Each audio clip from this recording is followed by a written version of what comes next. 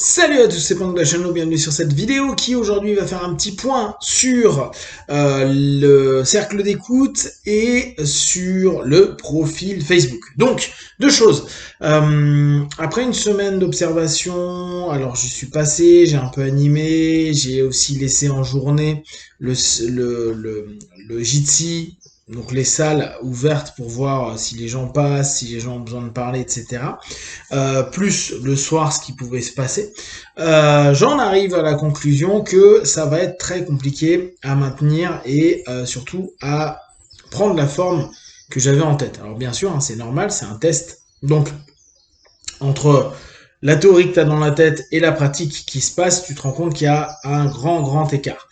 Le grand écart, c'est quoi? C'est que la plupart du temps, il y a une difficulté à écouter, dans le sens où, on en reparlait hier, euh, il y a un problème avec le silence. Or, dans un cercle d'écoute, il y a ce silence. Il y a la personne qui s'exprime, et hormis faire des oui, ok, d'accord, en tout cas des notions pour montrer simplement que euh, c'est reçu, ou juste simplement rien dire d'autre pour laisser la personne aller au bout de sa pensée, euh, il nous arrive naturellement, et c'est un petit peu ce qu'on a débriefé hier soir, de vouloir donner des conseils, des avis, des points de vue, des opinions sur ce qui se passe pour les gens. Or, c'est pas le but initial du groupe. Le but n'est pas de faire de la thérapie, le but n'est pas de faire un accompagnement, le but n'est pas de, euh, de réconforter les gens.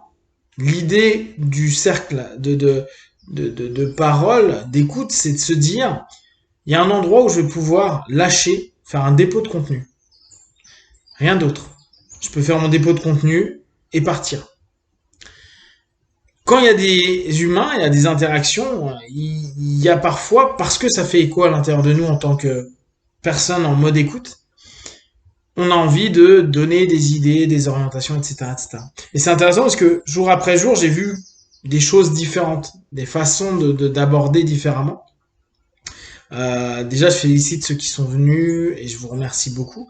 Je trouve que c'était cool. Au fur et à mesure, on levait chacun la main, donc ça permettait vraiment d'avoir un temps, attendre que la personne ait fini. Il faut qu'il y ait juste un modérateur pour la main, pour celui qui donne la parole après. Euh, et il y a eu vraiment des choses très intéressantes. Il y a eu aussi des jolis dépôts de contenu. Après, il y a eu parfois des erreurs de notre part en tant que personne qui écoute, avec des orientations, des idées, des tu devrais, etc. Ce qui, pour moi, n'était pas du tout le but du cercle. Euh, y a également une complexité dans le sens où moi, je voulais le laisser toute la journée pour que les gens puissent se croiser. Le problème, c'est qu'il y a des moments, les gens ont capté qu'il y avait plutôt du monde le soir, donc les gens viennent le soir. Et au bout d'un moment, moi, je constatais qu'on n'avait plus la capacité et la qualité d'écoute nécessaire pour vraiment être dans cette posture-là. Donc, ce qui se passait, c'est que, bien sûr, moi le premier, hein, on commence au bout d'une heure, peut-être plus au bout de 2 heures, euh, à être déjà moins nombreux, plus avec des gens qui commencent à se voir depuis quelques soirs, donc il y a une forme de proximité, et on arrive plus à un papotage qu'à un cercle d'écoute. Ce qui semble cohérent, mais ce qui prouve que plus ça dure, donc moins c'est cadré en termes de temps, moins il est possible d'avoir vraiment cette phase de focalisation à écouter et à exprimer. Alors, encore un autre petit point qui est toujours complexe, c'est que, bien sûr, il y a des gens qui écoutent, mais il faut qu'il y ait des gens qui parlent. Il faut qu'il y ait des gens qui partagent, qui veulent faire des dépôts de contenu, que ce soit positif ou négatif, mais en tout cas, lâcher quelque chose dans cette surface, dans ce lieu virtuel, néanmoins qui permet simplement une libération de parole. Alors, aujourd'hui, j'en suis à m'interroger si je maintiens ou pas cette expérience. Je pense que je vais encore laisser quelques soirées, etc. À voir si j'arrête complètement. De toute façon, je vous le ferai savoir euh, par, euh, par mon par mon Facebook. Alors parlons de Facebook. Je vais partir du profil Facebook. Donc j'ai À la base, moi, je voulais pas créer de page du tout, mais il y a 6-7 ans, en 2014, mon profil est devenu une page. J'ai rien demandé, j'ai pas pu revenir en arrière. Facebook a décidé que je devenais une page. Donc j'ai dû me taper, depuis 7 ans, un profil, Pank HNO, et une page HNO Hypnose. Chose qui m'intéressait pas du tout de driver, je voulais pas avoir deux pages. Maintenant, je constate que quand je fais une vidéo comme ça, la majeure partie des personnes qui interagissent ou qui sont proactifs dans la démarche d'écoute sont souvent sur YouTube. Bien sûr, hein, il y a des gens aussi qui aiment bien aller sur Facebook pour regarder ce qui se passe, mais la plupart du temps, ce que j'aime moi sur YouTube, c'est que on décide, on choisit, on s'abonne, on a la petite horloge, la petite sonnette qui nous dit qu'il y a un nouveau truc, etc. Le Facebook profil, pour moi, il y a peu d'intérêt. Je mets mes trucs et je me casse. Parfois, bah, je reviens pour remettre autre chose, lis les commentaires, et puis c'est tout. Je regarde pas les profils des autres, je regarde pas les fils d'actu, ça m'intéresse pas. Donc je me dis, ça sert à rien pour moi de rester à mettre sur X profils différents la même chose à chaque fois, sur X supports différents.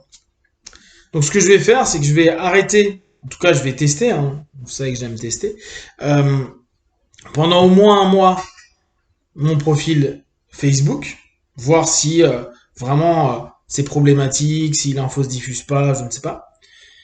Sachant que moi je vous invite vraiment à aller vers le YouTube.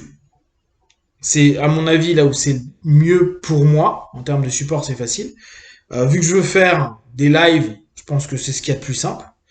Même si bien sûr maintenant Facebook c'est vachement amélioré. Et je vais peut-être garder ma page entreprise pendant un laps de temps. Je sais pas si je vais la maintenir ou pas. Je me tâte de me barrer complètement de Facebook ou juste de garder ma page Facebook. Et dans ce cas-là, bah, je vous invite à plutôt je sais pas comment ça fonctionne d'ailleurs tellement j'en ai rien à battre, me suivre sur ma page. Je sais pas comment on fait. Hein. Je suis pas de page parce que là aussi, quand je suis sur Facebook, je mets jamais de j'aime, je ne suis jamais rien. Donc en fait, pour moi, c'est vraiment un support de communication, mais rien de plus. Donc, je vous invite à aller sur ma page. Si je vois vraiment que ça sert à rien, je virerai aussi ma page.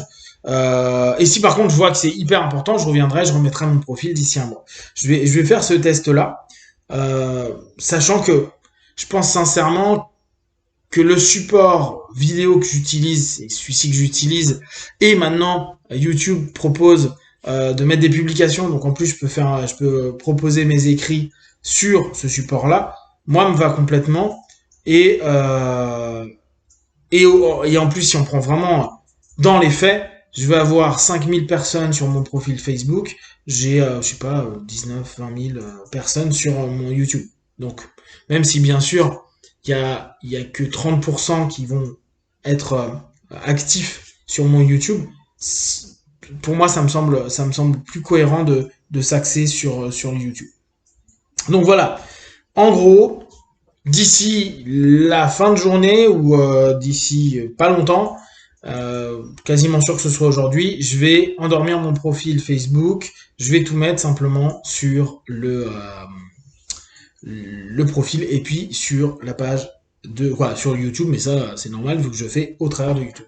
Voilà, si vous avez donc des questions, des remarques ou autres, vous m'envoyez un mail sur pankhno@gmail.com parce qu'il y en a plein qui me disent oui mais c'est cool par Messenger. Oui, mais tu peux aussi m'envoyer un mail. Hein. Étant donné que je n'ai plus aussi WhatsApp, bah vous pouvez pas faire par WhatsApp, mais je reçois aussi les SMS. Hein. Il y a plein de manières de se communiquer et justement j'en ai marre de 15 000 trucs dans tous les sens. Je préfère mail. Éventuellement, vous avez mon numéro de téléphone, vous m'envoyez un SMS sinon, bah dans les commentaires, avec plaisir. Voilà. Donc. Si vous avez des questions de remarques, vous les partagez, et puis j'y répondrai le plus rapidement possible, et comme d'habitude, de tout ce que je propose, ne prenez que ce qui est bon et juste pour vous. Testez, observez, analysez et concluez. Be one. Ciao.